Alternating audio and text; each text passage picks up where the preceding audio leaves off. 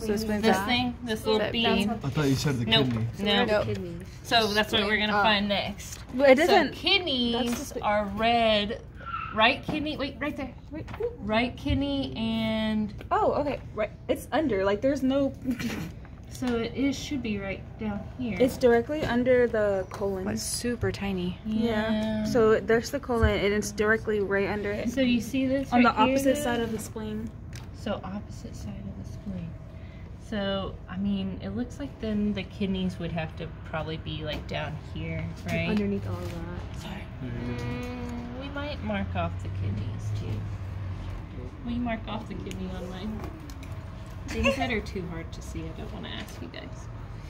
All right. So we found the spleen. Did we find the gallbladder? It's supposed to be a green this pea. is the gallbladder. Okay. That's the attached to gallbladder the for sure. liver. Yeah. Green pea. That one I know. Usually green. Yeah, there is. Yeah. And then we did find the bladder on Monday. But this one, oh, I think it's right here. This one's just not full. Like on Monday, it was actually full of fluid. So I want to say that's the bladder. It doesn't Yeah, urinary bladder. Yeah, it's down here. It's the very... No, I was asking if it asks for gonads, but I don't think it does, does it? No, just the ovaries and oviduct. So we've got that cloaca. So, yeah, I probably, if I'm going to ask the cloaca, it's going to be on the shark. Okay. But we do know that, you know, it releases nitrogenous waste, feces, gametes. Let's see, spleen we found, lungs we saw them basically on those two little paired things next on the other sides of the heart. And then ventricle, okay, so here, this is something unique once we get to this. They've got a ventricle and then two atria. So the ventricle is going to be the larger part of it. So if you guys see here, yeah, this is the heart right here. Okay. So if you guys can see, the ventricle is going to be this larger part, and then there's, so that's where,